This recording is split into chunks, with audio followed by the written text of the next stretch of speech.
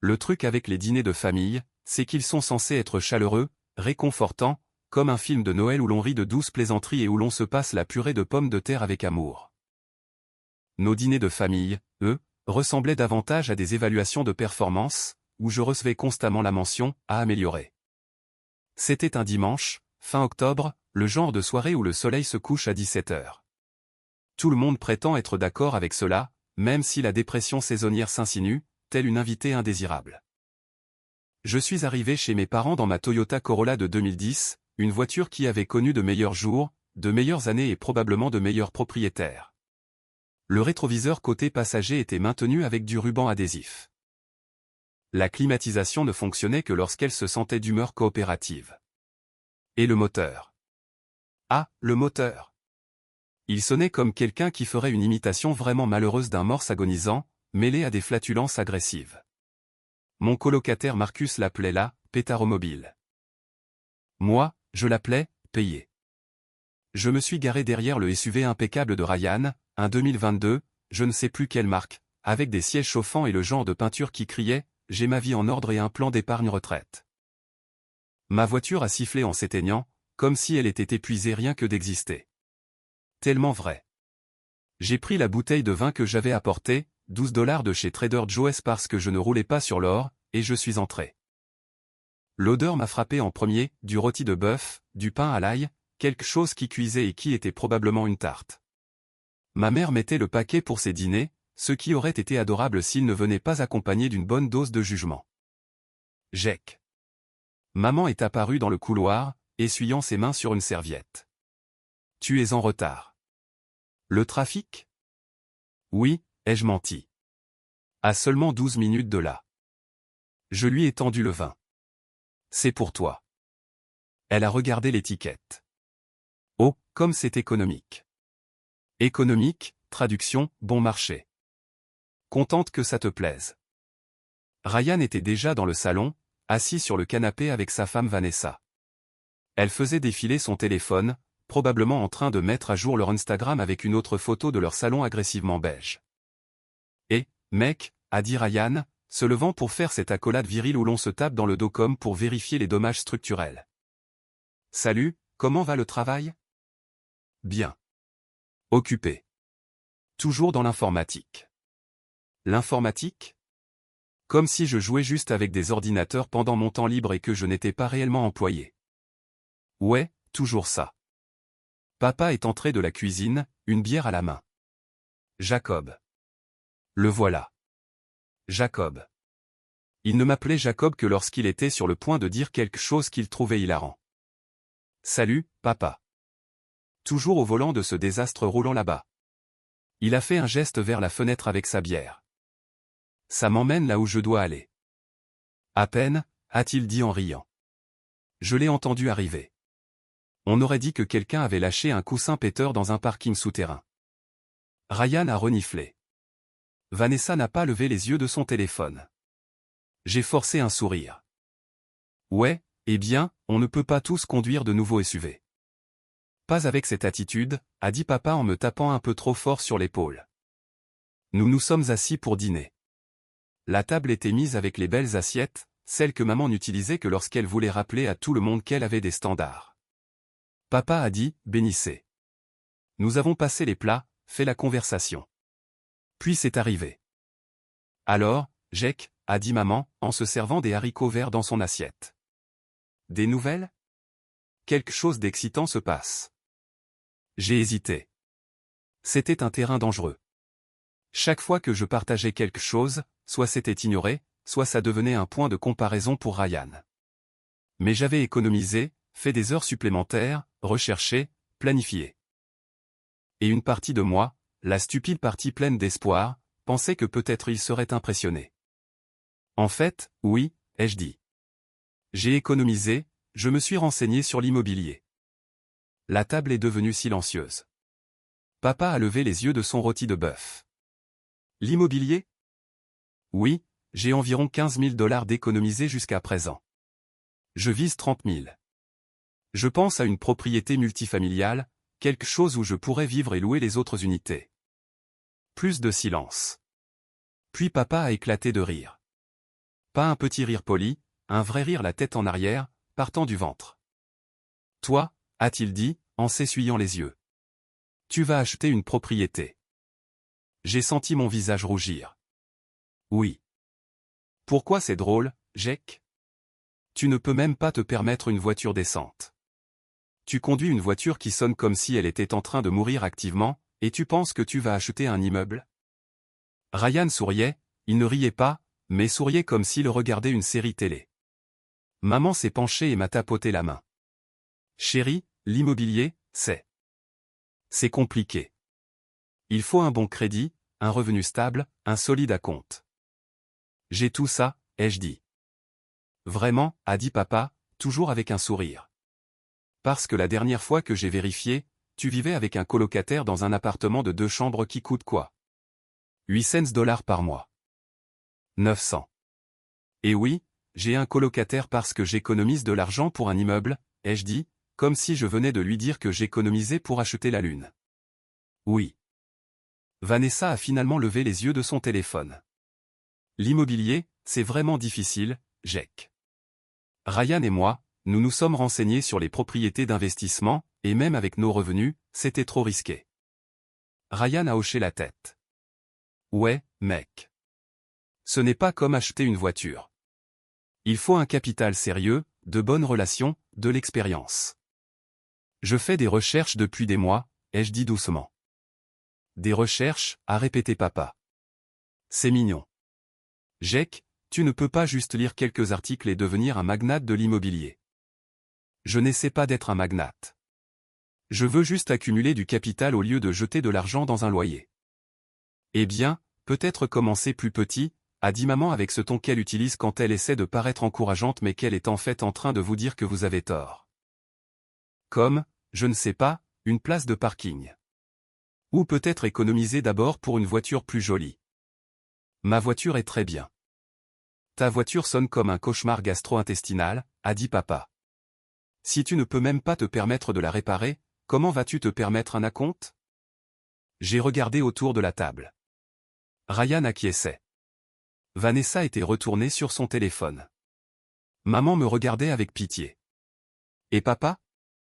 Papa souriait toujours comme si c'était la chose la plus drôle qu'il ait entendue de l'année. Je suis sérieux, ai-je dit. Nous aussi, a dit papa. Jack, écoute. Nous t'aimons, mais tu dois être réaliste. L'immobilier, c'est pour les gens qui ont leur vie en ordre. Des gens comme Ryan. Toi, tu es encore en train de te chercher. Encore en train de me chercher. J'avais 26 ans. J'avais un diplôme universitaire, un emploi à temps plein, des économies. Mais parce que je n'étais pas marié avec une maison en banlieue et un enfant en route, j'étais encore en train de me chercher. J'ai posé ma fourchette. Vous savez quoi? Je n'ai pas très faim. Maman a froncé les sourcils. Jack, ne sois pas comme ça. Comme quoi? Fatigué d'être le dindon de la farce? Personne ne te prend pour un dindon de la farce, a dit Ryan. Vraiment? Parce que ça y ressemble beaucoup. Papa a soupiré. Tu es sensible. Nous sommes juste honnêtes. L'immobilier, c'est une affaire importante. Nous ne voulons pas que tu fasses d'erreur. Bien sûr. Parce que vous vous souciez tellement de mes décisions. Nous nous en soucions, a dit maman. À quand remonte la dernière fois que tu m'as posé une question sur ma vie sans la comparer à celle de Ryan? Silence. Je me suis levé. Merci pour le dîner. Jack, assieds-toi, a dit papa, la voix ferme. Maintenant, tu exagères. Je pars. J'ai attrapé ma veste et je suis sorti. Derrière moi, j'ai entendu maman dire, il est tellement dramatique. Je suis monté dans ma voiture. Le moteur a pétaradé. Toute la voiture a tremblé comme si elle faisait une légère crise d'épilepsie. Je suis resté là une seconde, les mains agrippées au volant, essayant de ne pas crier. Mon téléphone a vibré. Ryan, ne le prends pas personnellement. Il s'inquiète juste pour toi.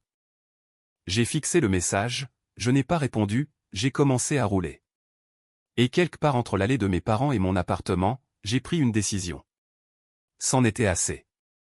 Assez d'essayer de me prouver à des gens qui avaient déjà décidé que je ne valais pas la peine qu'on parie sur moi. Assez de me présenter à des dîners où j'étais le divertissement.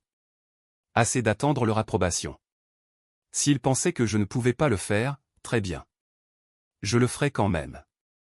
Et je ne leur dirai rien du tout. Le dimanche suivant, maman a envoyé un SMS, dîner chez maman à 17h.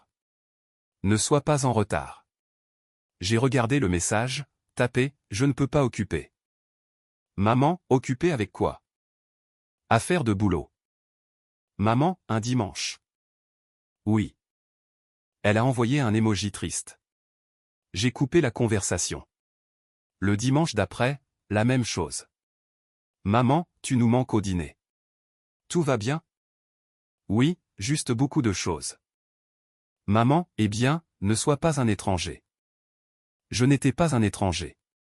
J'étais stratégique. Parce que voici le truc avec la famille. Si tu es celui qui se présente toujours, ils arrêtent de l'apprécier. Tu deviens une partie du mobilier. Attendu, pris pour acquis. Mais si tu disparais, ils le remarquent. Pas assez pour changer, mais assez pour ressentir quelque chose. Thanksgiving est arrivé. Maman a appelé cette fois. Jake, mon chéri, s'il te plaît, dis-moi que tu viens pour Thanksgiving. Je ne pense pas, maman. Quoi? Pourquoi pas? Je n'en ai juste pas envie cette année. Pas envie? C'est Thanksgiving. C'est la famille. Je sais. Alors quel est le problème? J'ai failli lui dire. J'ai failli dire, le problème, c'est que papa m'a ri au nez quand je lui ai parlé de mes projets et que vous m'avez tous traité comme un enfant qui faisait semblant. Mais je ne l'ai pas fait parce que s'expliquer à des gens qui ne veulent pas comprendre, c'est épuisant. Pas de problème. Juste occupé. Occupé avec quoi? Jake, tu m'inquiètes. Je vais bien, maman. Vraiment. Ryan et Vanessa seront là. Les enfants demandent après oncle Jake. Ça a fait mal. J'aimais ces enfants. Ils ne se souciaient pas que je conduisais une Corolla qui pétait ou que je vivais dans un petit appartement. Ils pensaient juste que j'étais cool parce que je les laissais jouer à des jeux sur mon téléphone. Dis-leur que je suis désolé. Je les verrai bientôt. Quand? Je ne sais pas. Bientôt. Elle a soupiré. Tu es têtu. Peut-être que ton père ne voulait pas dire grand-chose par ce qu'il a dit. Tu sais comment il est. Oui, je sais.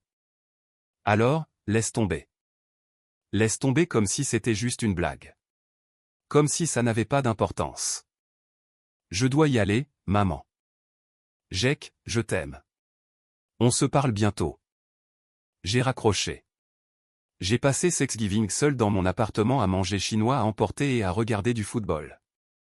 Marcus était parti rendre visite à sa famille dans l'Ohio. Il n'y avait que moi. Et honnêtement, ce n'était pas si mal. Calme, paisible, personne ne me comparait à personne. Personne ne riait de mes rêves. Juste moi, du riz frit et un plan.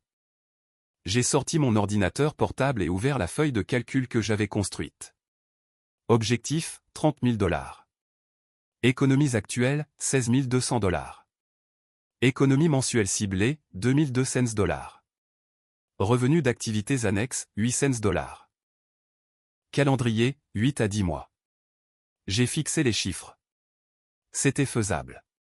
Serré, inconfortable, presque misérable, mais faisable. J'ai ouvert un nouvel onglet et j'ai commencé à regarder les propriétés multifamiliales. Il y en avait une en particulier que je surveillais, un immeuble de 4 unités, vieux, qui nécessitait des travaux. Mais les bases étaient bonnes. Prix, 280 000 $. Si je pouvais l'obtenir, le loyer des 3 unités couvrirait le prêt immobilier. Je vivrais gratuitement dans la 4e. Accumuler du capital, devenir propriétaire, prouver à chacun d'entre eux qu'ils avaient tort. J'ai mis l'annonce en favori. Puis je suis retourné à ma feuille de calcul et me suis mis au travail. Noël est passé. J'ai envoyé des cadeaux aux enfants. Je n'ai pas rendu visite. Maman a envoyé un SMS, tu nous manques. Je n'ai pas répondu. Ryan a envoyé un SMS, mec, qu'est-ce qui se passe? Tu disparais maintenant? J'ai tapé, juste occupé. Dis à tout le monde que je les salue. Il a répondu, tu es bizarre.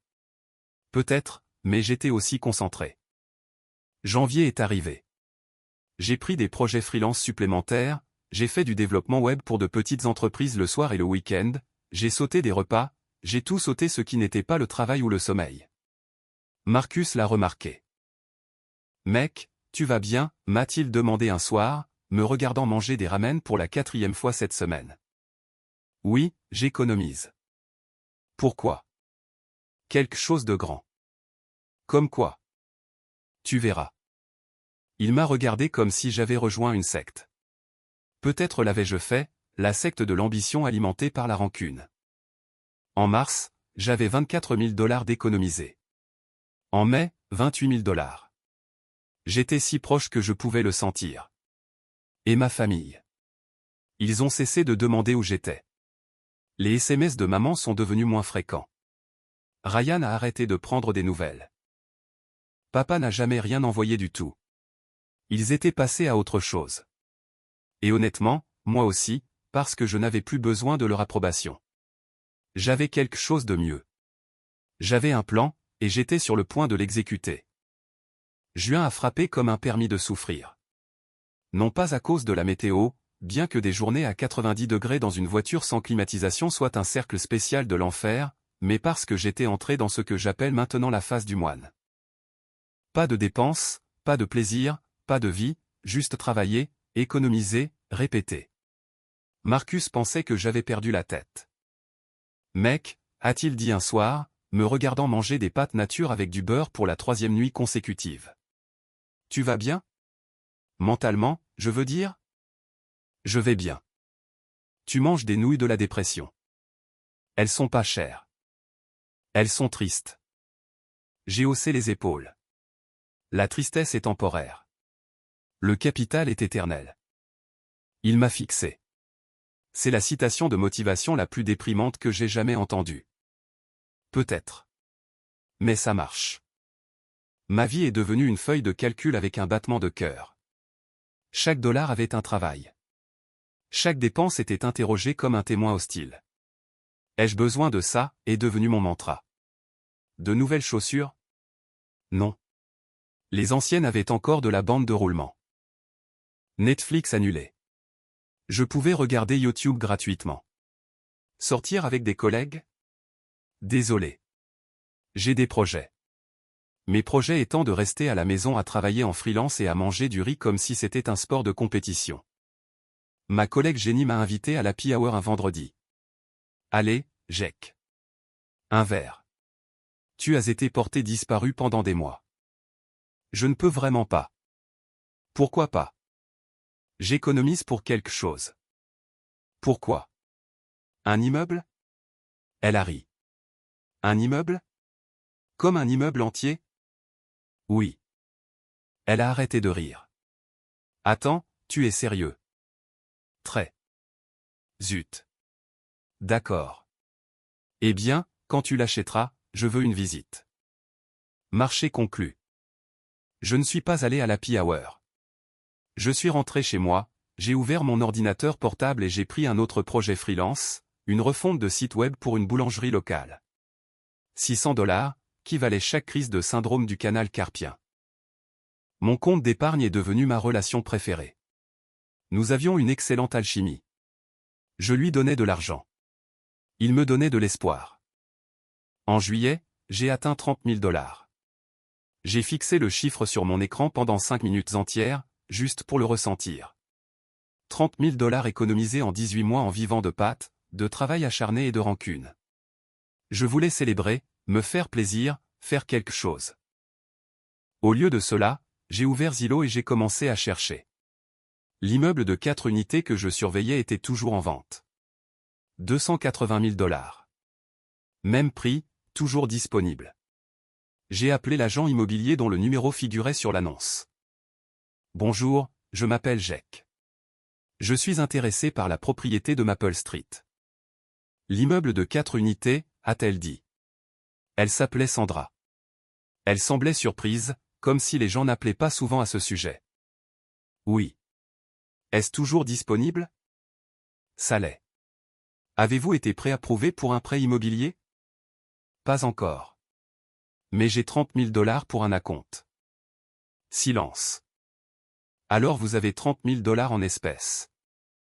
Oui. Quel âge avez-vous? 26 ans. Ah. Elle semblait impressionnée.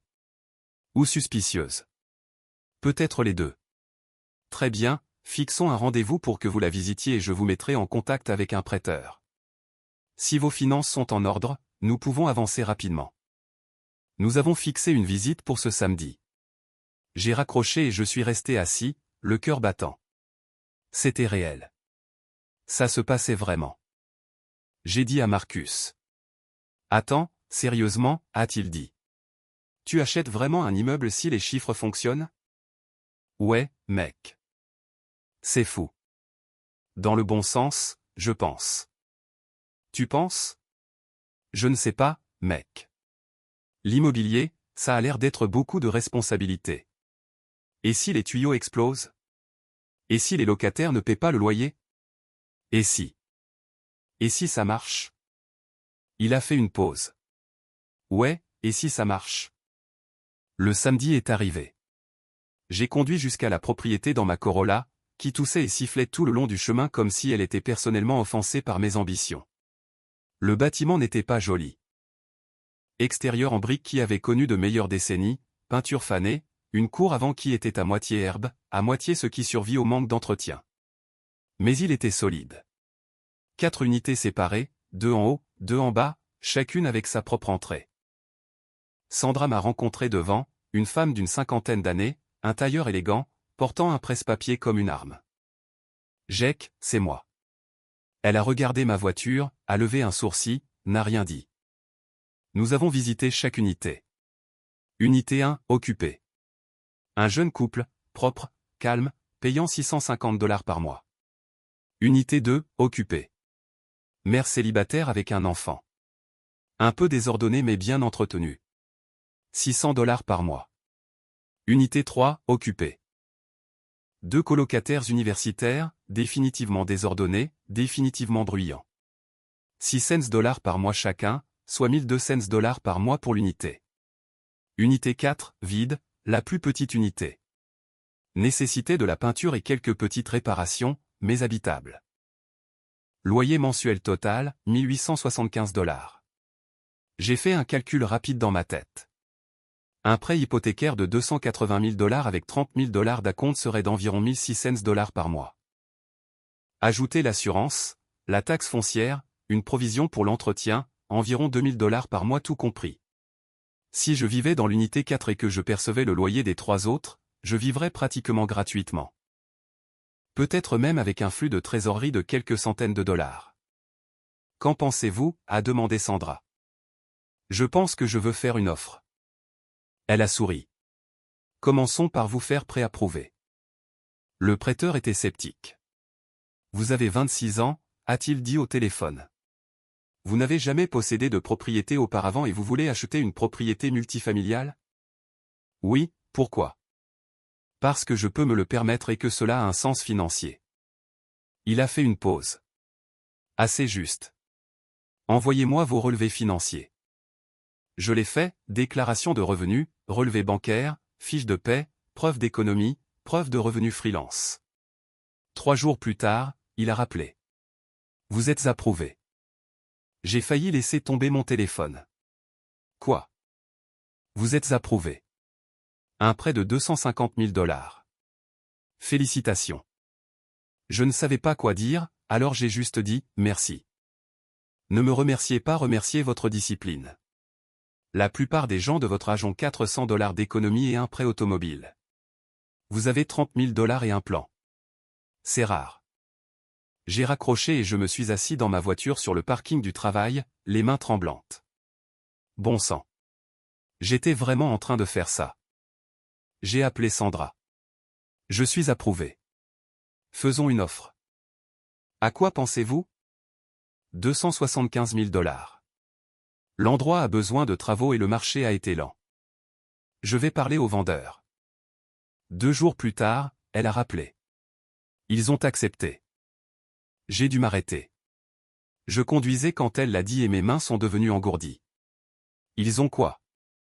Ils ont accepté 275 000 $, sous réserve d'inspection. Clôture dans 30 jours. Oh mon Dieu! Félicitations, Jack. Vous êtes sur le point d'être propriétaire. Je me suis assis sur le bord de la route, les feux de détresse allumés, juste en respirant. Un gars dans un camion m'a klaxonné. Je m'en fichais. J'achetais un immeuble. À 26 ans, avec de l'argent que j'avais économisé moi-même et personne dans ma famille ne le savait. Les 4 semaines suivantes furent chaotiques.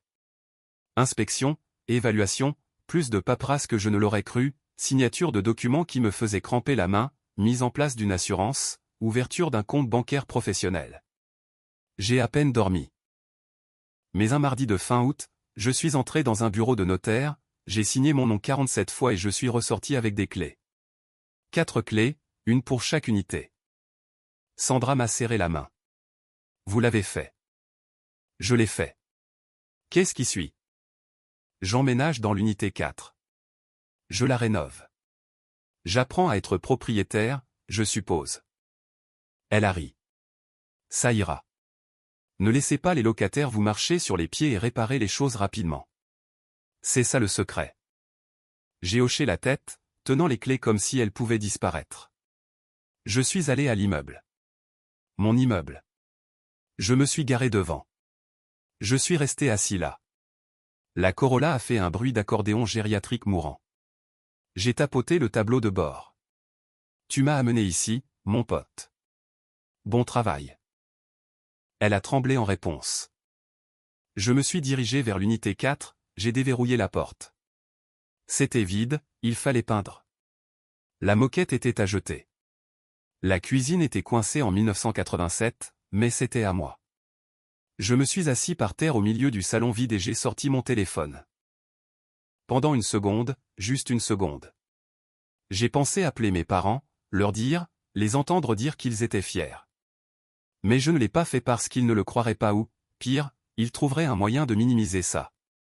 Alors à la place, j'ai envoyé un SMS à Marcus. J'ai conclu. Je le possède. Il a répondu immédiatement. Mec, félicitations. On fête ça. J'achète la pizza. Tu n'as pas le droit de refuser. J'ai souri. Marché conclu. Ce soir-là, Marcus est venu avec de la pizza et de la bière bon marché. Nous nous sommes assis par terre dans mon unité vide, mangeant, buvant et riant. Tu es fou, a-t-il dit, de la meilleure façon possible. Merci. Alors, et maintenant? Maintenant? J'ai regardé autour de moi.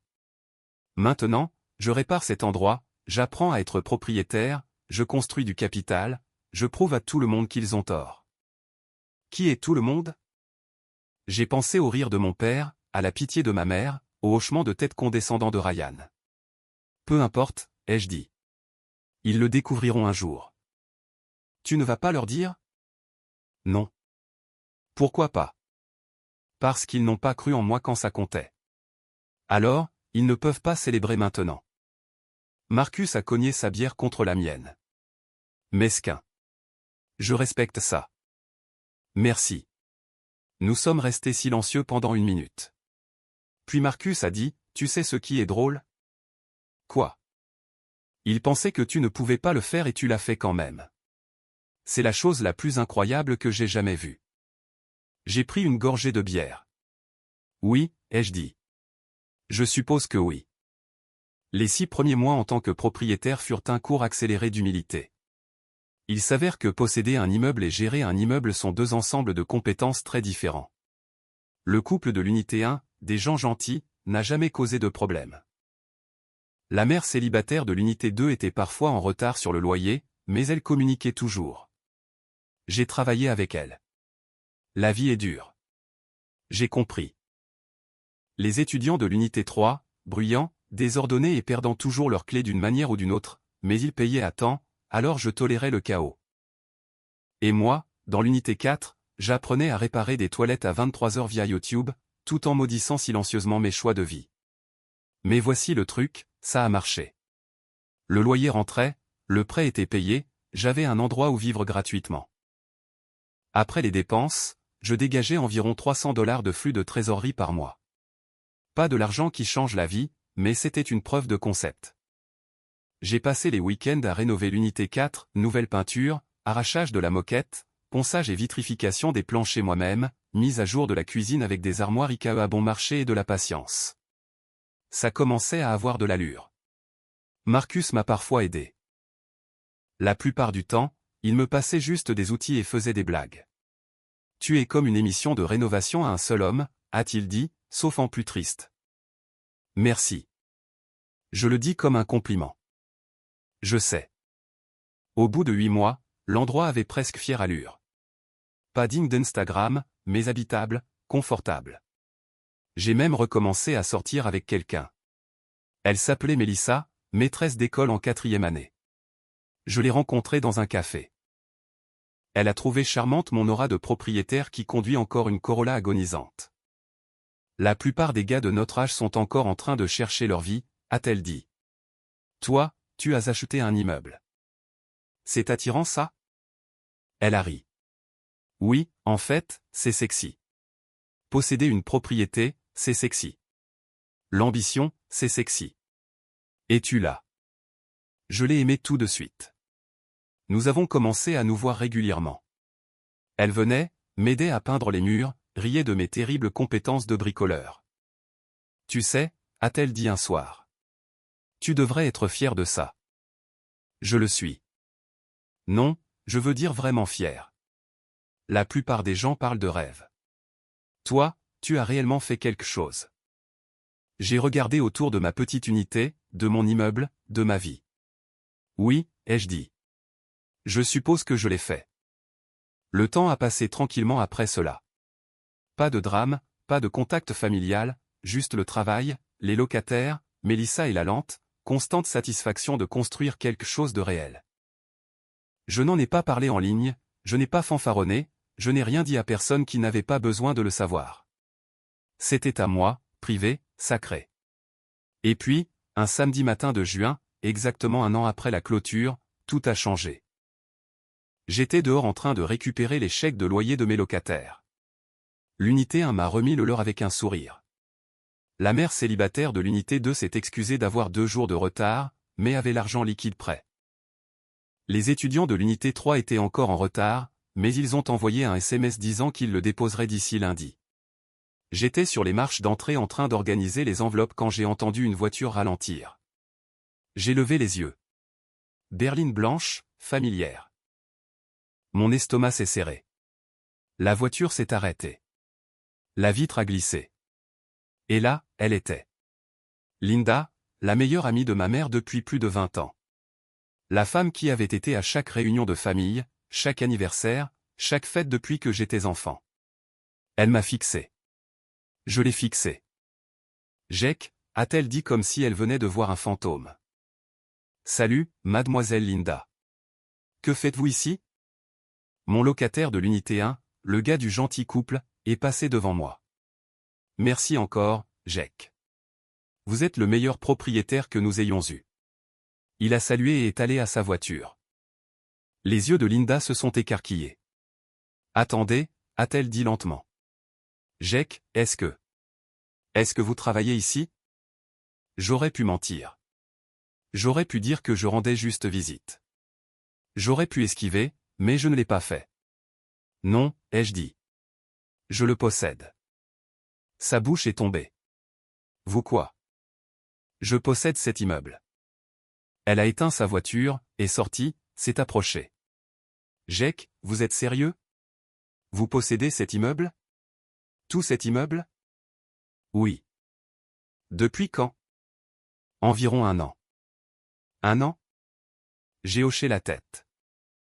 Votre mère le sait? Non. Pourquoi pas? J'ai haussé les épaules. Ça n'est jamais venu sur le tapis. Jamais venu sur le tapis? Jake, c'est énorme. Pourquoi ne lui diriez-vous pas? J'ai regardé Linda. Une femme adorable, qui voulait bien faire. Mais elle ne comprenait pas, parce que, ai-je dit avec précaution, la dernière fois que j'ai parlé à ma famille de mes projets, ils se sont moqués de moi. Son visage s'est adouci. Oh. Oh, mon chéri. Oui. Eh bien, a-t-elle dit en secouant la tête. Ils vont le découvrir maintenant. J'ai senti mon estomac se tordre. Mademoiselle Linda, je vais appeler votre mère. S'il vous plaît, non. Jake, elle doit savoir. C'est votre mère. Elle ne m'a pas demandé de mes nouvelles depuis plus d'1 an. Linda a fait une pause, m'a regardé. Vraiment? Elle m'a regardé. Je suis désolé, a-t-elle dit doucement. Je n'avais pas réalisé. C'est bon. Non, ça ne l'est pas, nous sommes restés là un instant. Puis elle est retournée dans sa voiture. Je ne l'appellerai pas aujourd'hui, a-t-elle dit. Mais Jake, elle va le découvrir. Et quand elle le fera, vous feriez mieux d'être prêt. Elle est partie. Je suis resté là, tenant les chèques de loyer, sentant le poids de l'inéluctabilité s'installer sur ma poitrine. C'était fini. Le secret était éventé. Et dans 48 heures, mon téléphone allait exploser. Je suis entré dans mon immeuble, j'ai verrouillé la porte et j'ai attendu la tempête. Linda a tenu parole. Elle n'a pas appelé ce jour-là ni le lendemain. J'ai passé ces 48 heures dans un étrange état d'animation suspendu, comme l'attente d'une tornade que l'on voit arriver mais que l'on ne peut fuir. J'ai raconté à Mélissa ce qui s'était passé. Alors, l'amie de ta mère t'a vu percevoir les loyers, a-t-elle dit, assise en tailleur sur mon canapé. Et maintenant ta famille va le découvrir. Oui, et comment te sens-tu à ce sujet? J'y ai réfléchi. Honnêtement, je ne sais pas. Une partie de moi veut qu'il le sache, veut qu'il voie ce que j'ai fait. Mais une autre partie de moi veut juste rester invisible. Tu ne peux pas rester invisible pour toujours. J'ai plutôt bien réussi pendant 1 an. Elle a souri. C'est vrai. Mais Jake, tu devrais être fier. Ce que tu as construit. C'est réel. Et ils vont devoir y faire face, ou ils trouveront un moyen de le minimiser. Mais ça en dit plus sur eux que sur toi. Elle avait raison. Ça n'a pas rendu l'attente plus facile. Le 3e jour, un lundi matin, mon téléphone a sonné. Maman. Je l'ai regardé, l'ai laissé sonner 4 fois, puis j'ai répondu. Allô, Jake. Sa voix était aiguë, frénétique. Jake, est-ce vrai? J'ai fermé les yeux. Qu'est-ce qui est vrai? Linda a dit. Elle a dit qu'elle t'avait vu dans un immeuble en train de percevoir les loyers. Oui. Silence, puis, qu'est-ce que tu veux dire par « oui » ? Je veux dire « oui ». Je possède un immeuble. Et ce, depuis environ 1 an. Je l'ai entendu halter. Vraiment halter comme dans un feuilleton. Tu possèdes un immeuble? Quel immeuble? Où? Quand? Un 4 unités sur Maple Street. Je l'ai acheté en août dernier. Août dernier? C'était il y a plus d'1 an. Pourquoi ne nous l'as-tu pas dit? Vous n'avez jamais demandé. Nous? Quoi? Bien sûr que nous avons demandé. Nous posons des questions sur ta vie tout le temps. Vraiment? Silence. À quand remonte la dernière fois que tu m'as posé une question sur mon travail, maman? Ou comment j'allais? Ou littéralement quoi que ce soit qui ne concernait pas Ryan? Ce n'est pas juste.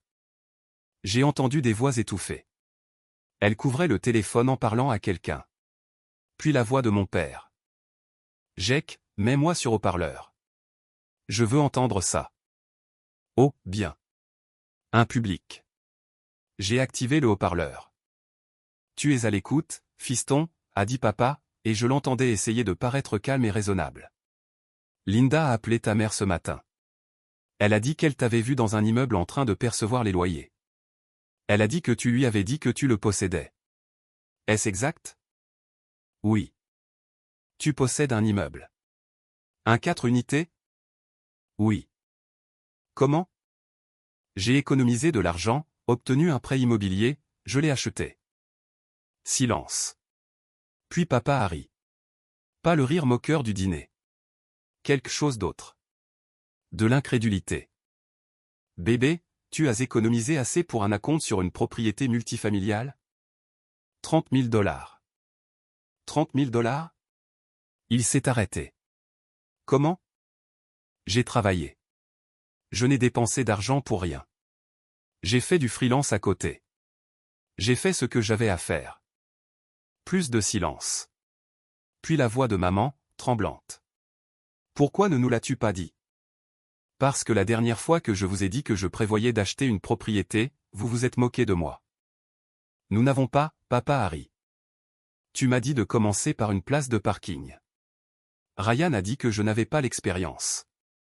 Nous essayons juste d'être réalistes, a dit maman. Non, vous étiez condescendant. Il y a une différence. J'ai entendu papa se racler la gorge. D'accord, c'est juste. Peut-être que nous ne t'avons pas pris au sérieux. Mais Jake, c'est énorme. Tu aurais dû nous le dire. Pourquoi? Pour que vous puissiez me dire que je faisais une erreur? Pour que vous puissiez le comparer à la maison de Ryan que vous l'avez aidé à acheter? Ce n'est pas. Si, papa. C'est exactement ça. Vous avez passé toute ma vie d'adulte à me faire comprendre que Ryan est la réussite et que je suis le personnage secondaire, alors j'ai arrêté de me produire pour vous. Silence.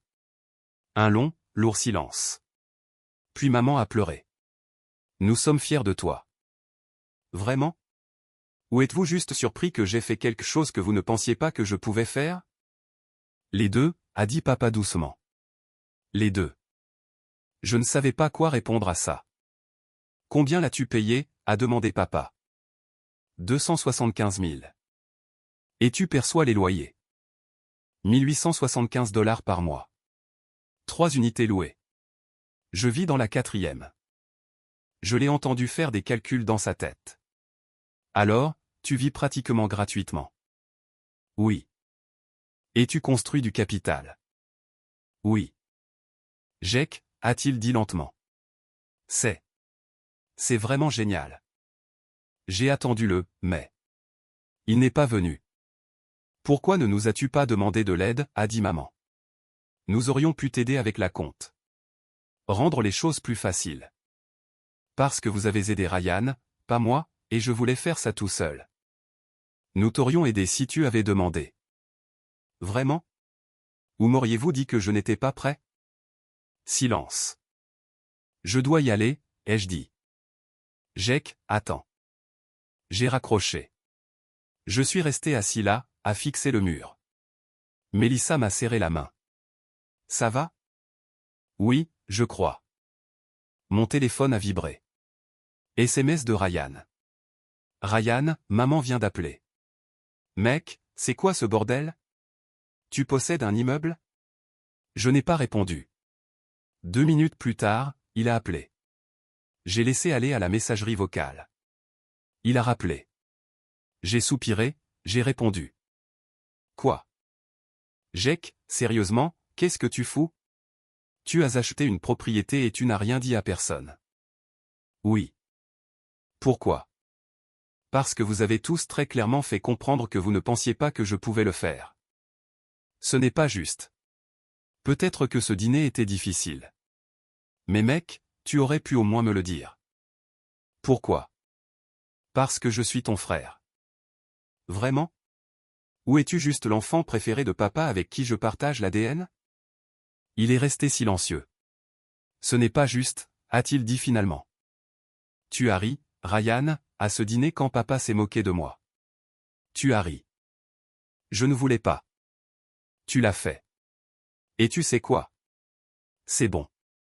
J'ai tourné la page. Mais ne fais pas comme si nous étions proches. Nous ne le sommes pas. Jake, je dois y aller. J'ai raccroché, j'ai éteint mon téléphone. Mélissa m'a tendu une bière. C'était intense, a-t-elle dit. Oui. Comment te sens-tu? Honnêtement, soulagé, comme si j'avais enfin dit ce que je retenais depuis des années. Bien. Nous sommes restés silencieux un moment. Puis elle a dit, tu sais qu'ils vont venir, n'est-ce pas? Quoi? Tes parents? Ils vont vouloir le voir. Voir ce que tu as construit. J'ai grogné. Mon Dieu, j'espère que non. Je parie de l'argent là-dessus. Elle avait raison. 3 jours plus tard, un jeudi après-midi, j'étais dehors en train de réparer une rampe desserrée à l'entrée de l'unité 2 quand une voiture s'est arrêtée. Pas n'importe quelle voiture, le SUV de papa. Je me suis figé, clé à molette à la main. Comme si je ne bougeais pas, il ne me verrait pas. Ça n'a pas marché. Maman est sortie la première. Puis papa. Ils sont restés là à regarder l'immeuble. À me regarder.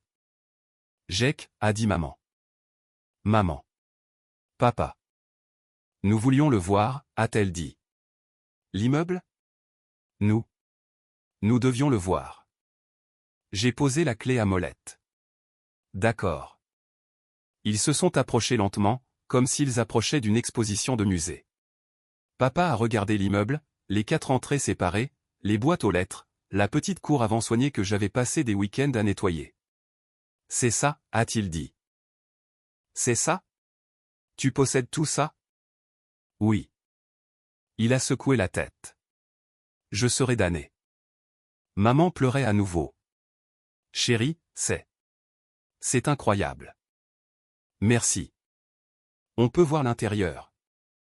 J'ai hésité. Mon unité, si ça ne vous dérange pas, ça me dérangeait, mais je voulais aussi qu'il le voie, qu'il voie ce que j'avais construit. D'accord, venez. J'ai déverrouillé l'unité 4 et les ai laissés entrer. Ils ont traversé lentement, regardant tout, la peinture fraîche, les planchers rénovés, la cuisine modernisée. Tu as fait ça toi-même, a demandé papa. La plupart. J'ai eu de l'aide pour certaines des plus grosses choses. Jake, c'est vraiment impressionnant. Maman a passé sa main sur le comptoir de la cuisine. C'est magnifique, chérie. Merci. Nous sommes restés là maladroitement.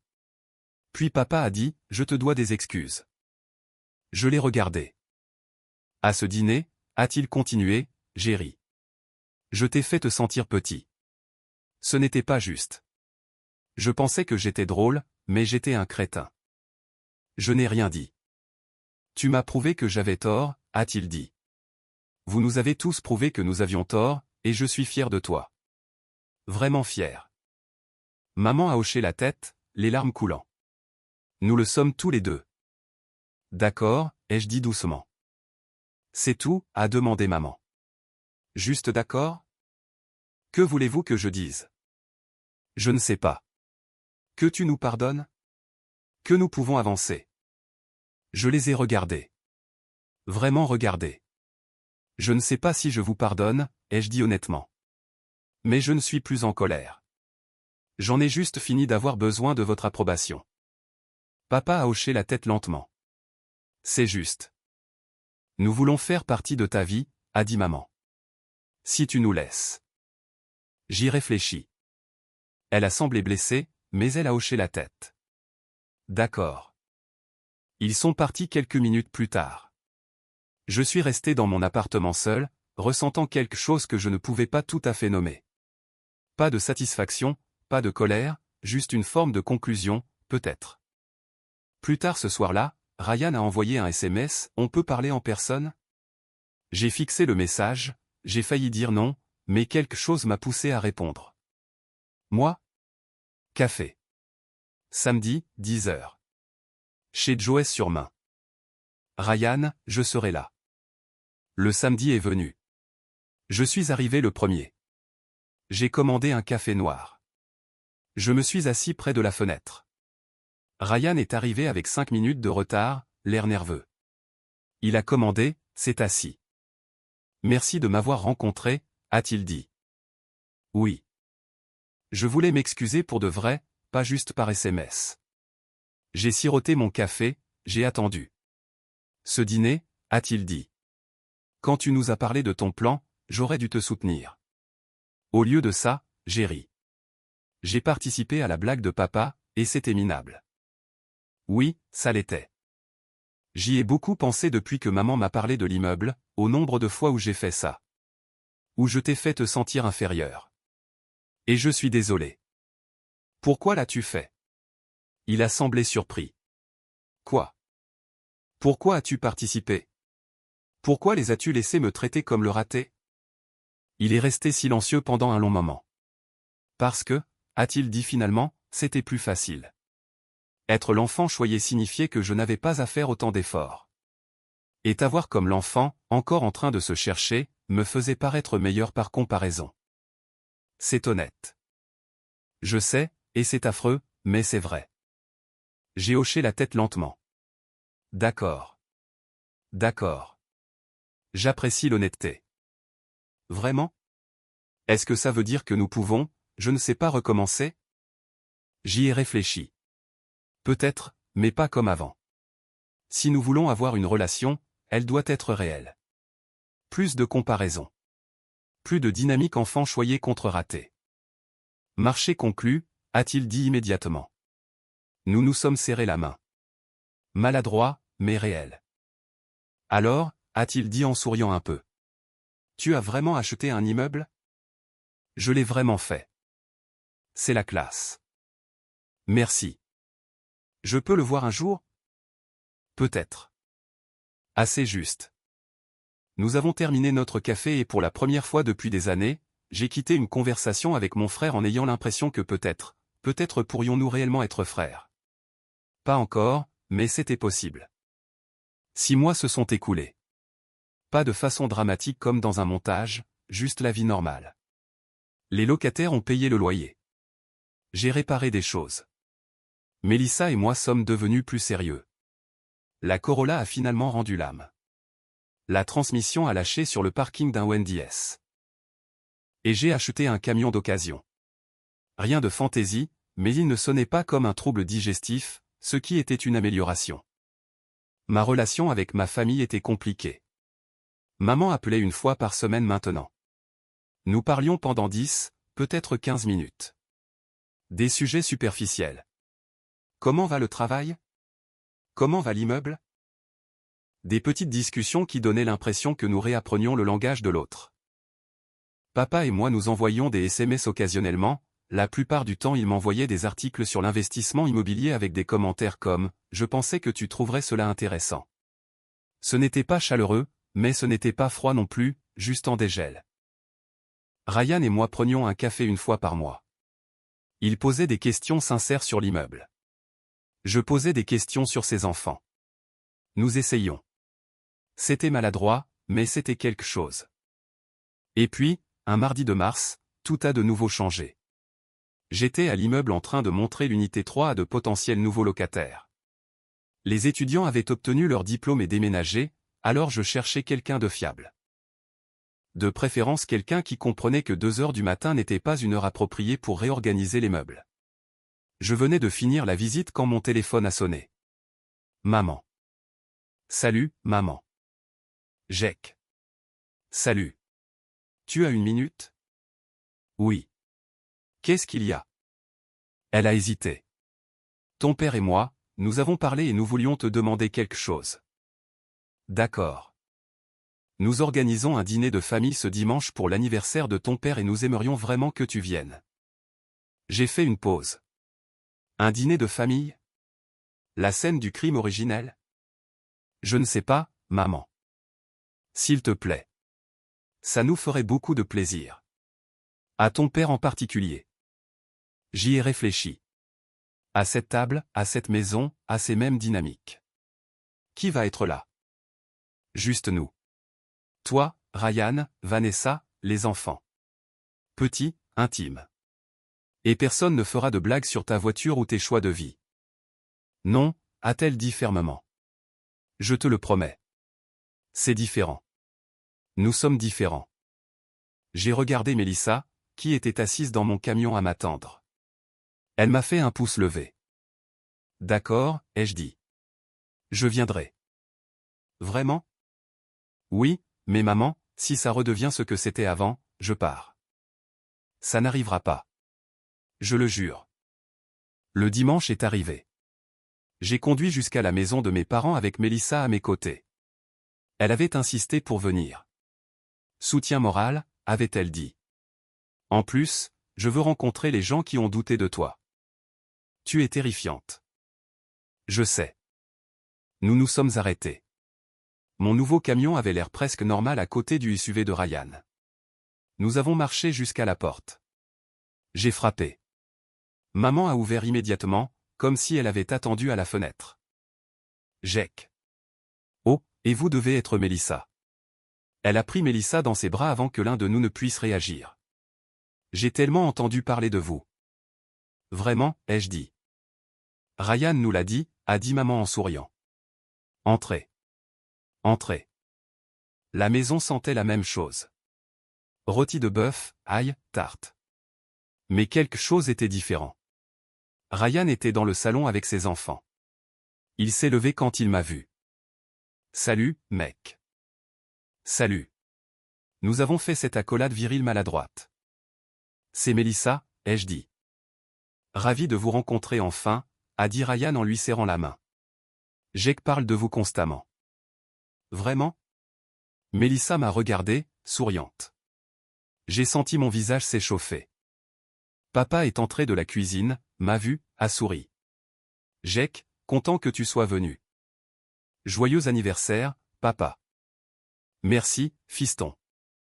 Nous nous sommes assis pour dîner. La table était de nouveau mise avec les belles assiettes, mais cette fois, il n'y avait pas de tension.